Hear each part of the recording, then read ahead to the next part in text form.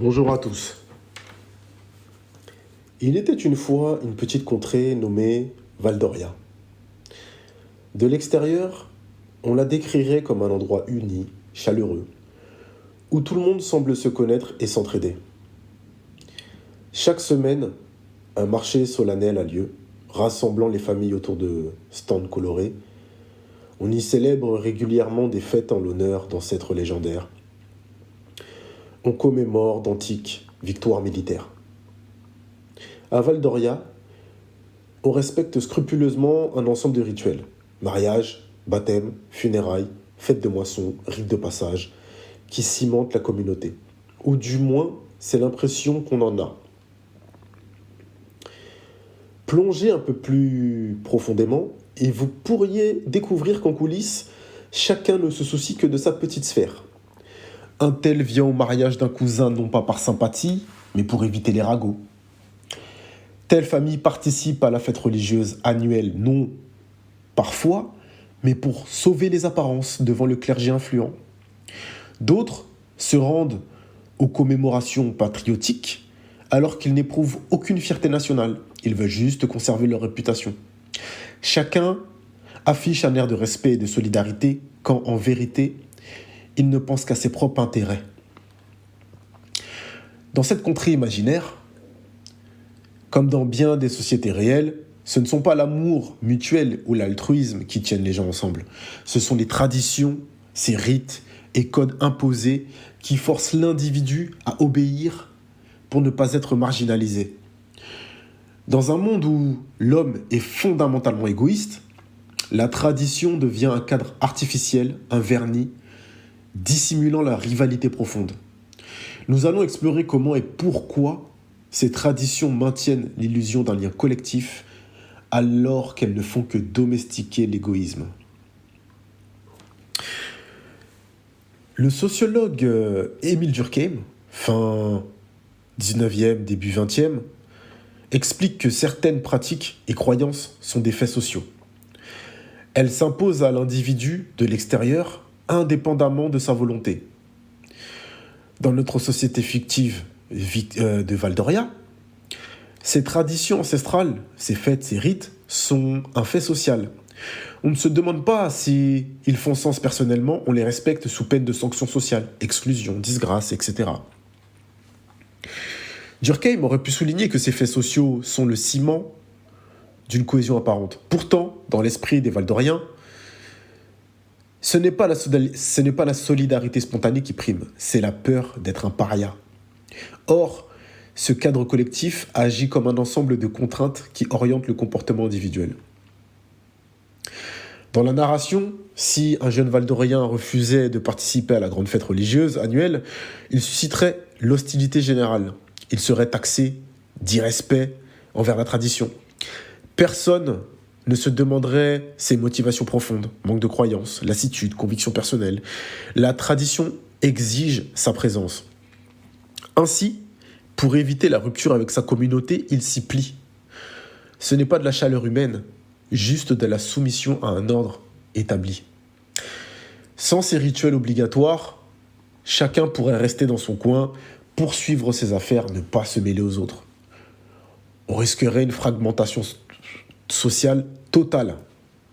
Mais l'existence d'une kermesse religieuse, d'un festival de moissons, etc., force la population à se réunir, à se croiser, à feindre l'amitié ou l'intérêt, masquant ainsi la nature individualiste qui, sinon, éclaterait au grand jour. Prenons un mariage en Val d'Oria. Toute la famille étendue y participe, oncle, tante, cousins éloignés, amis d'amis. La tradition impose d'être présent pour soutenir, entre guillemets, les mariés. Pourtant, nombre d'invités au fond ne sont pas spécialement attachés aux mariés, ne les côtoient presque même pas. Mais ils viennent par peur des rumeurs. Ils ne respectent pas la famille, ils n'honorent pas ses obligations. De plus, ils espèrent y trouver un bénéfice, un contact utile, un rapprochement avec un parent influent, ou simplement éviter une discorde future. Résultat, le mariage donne l'impression d'une grande tribu unie dans la joie. En réalité, chacun a un motif caché, se montrer, nouer un partenariat ou ne pas subir la disgrâce. L'amour collectif est ainsi surestimé. Quand en coulisses on se juge, on se compare, on surveille la dot ou le menu. Nietzsche dénonçait la morale comme un manteau masquant la volonté de puissance. De même, on pourrait dire que les traditions familiales, religieuses, civiques sont un manteau social qui impose un comportement acceptable, forçant chacun à jouer le jeu d'une solidarité factice. Loin d'être l'expression d'un sentiment sincère, ces rites obligent l'individu à sacrifier son temps ou son argent pour paraître aligné sur le groupe. Nietzsche aurait pu qualifier cela de morale de troupeau, quand on s'aligne pour ne pas être rejeté. Les fêtes, les rassemblements, tout ce vernis collectif dissimule un égoïsme individuel, tenu en bride par la pression du regard d'autrui. À Val-d'Oria, la fête d'hiver est un grand événement. On dresse des tables dans la rue, on s'échange des cadeaux, on chante des hymnes à l'honneur des dieux de la saison. Tout semble festif. Mais regardons cela en détail. Les familles se disputent sur qui doit offrir quoi, s'inquiètent de mal faire et d'être critiqués. Certains, peu motivés, viennent pour maintenir leur réputation. D'autres espèrent s'attirer des faveurs politiques en se montrant généreux. Au final, chacun joue le jeu d'amis de tous alors qu'il protège son propre intérêt, qu'il soit financier ou social. Les traditions fournissent un cadre pour afficher la respectabilité. Dans Val-d'Oria, se prétendre fidèle aux rites religieux, familiaux, patriotiques, permet à un individu de paraître intègre et solidaire, même s'il agit par pur égoïsme. Qu'on assiste aux cérémonies ou commémorations, on est vu comme un bon citoyen. Or, en privé, la même personne peut railler ses obligations ou les trouver ridicules. Cette hypocrisie est rentable. On évite l'exclusion et, si on joue habilement, on récupère des avantages, subventions, alliances, etc. Ainsi, la tradition sert de mode d'emploi pour manipuler l'opinion. Celui qui respecte scrupuleusement ses rituels obtient la confiance d'autrui, même si sa motivation est égoïste. Dans la tradition locale de Val-d'Oria, chaque année, on célèbre la grande victoire d'une grande guerre ancienne. Les habitants défilent, brandissent le drapeau, chantent un hymne collectif. Bien des participants ne croient pas à la grandeur de ce fait historique. Certains jugent même l'ancienne guerre injuste. Mais ils s'alignent. Refuser de participer, ce serait passer pour un antipatriote, risquer l'hostilité générale. C'est un ciment artificiel. On fait semblant de partager les mêmes valeurs pour éviter la stigmatisation ou pour bénéficier d'une aura de patriotisme. Chacun, au fond, n'agit que pour son intérêt, préserver son image ou nouer des contacts, par exemple. Paradoxalement, ceux qui sont les plus hypocrites peuvent tirer grand profit de ce système. Ils savent qu'il suffit de cocher les cases des traditions, se montrer à tel événement, afficher tel symbole pour se voir accorder un statut honorable alors qu'ils poursuivent discrètement leur ambition. Dans Val-d'Oria, tel notable, cynique et avare, finance le banquet communal, s'affiche en homme généreux tout en consolidant son influence sur la région. Imaginons dans la narration qu'un jeune mouvement surgisse à Val-d'Oria prônant l'abolition des traditions. Plus d'obligations familiales, plus de cérémonies imposées. Que se passerait-il ? Loin d'un élan de sincérité, on assisterait peut-être à la montée de conflits. Chacun vivrait pour soi, sans plus aucune contrainte de se réunir ou de respecter l'autre. Les tensions latentes, refoulées par la routine des rites, exploseraient. De la même manière, dans la réalité, on peut considérer que les traditions, fêtes, mariages et rites religieux canalisent un peu l'égoïsme individuel, créant des occasions de paix ou de cohésion, même si c'est superficiel. Sans elle, la rivalité pourrait s'exprimer violemment. Les individus conscients du caractère artificiel des traditions peuvent quand même choisir de s'y conformer car c'est plus commode.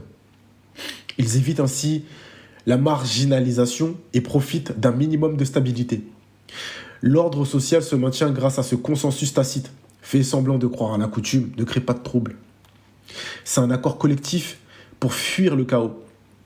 Chacun acceptant de perdre un peu de liberté pour gagner en sécurité. Un petit exemple. Un Val-d'Orien égoïste s'oppose à l'église locale, mais il continue d'aller à la messe dominicale pour obtenir un emploi, ne pas être boycotté. Il trouve que ce rituel est stupide, mais il y va cyniquement. Dans l'histoire, on peut introduire un personnage rebelle qui refuse de participer à une commémoration affirmant « Ah, j'en vois pas l'intérêt ». Il est aussitôt pointé du doigt. Traite à la tradition, espèce de sans-respect, va.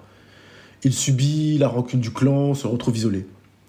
Cela prouve la force de la pression. Refuser les traditions égale risquer l'exclusion.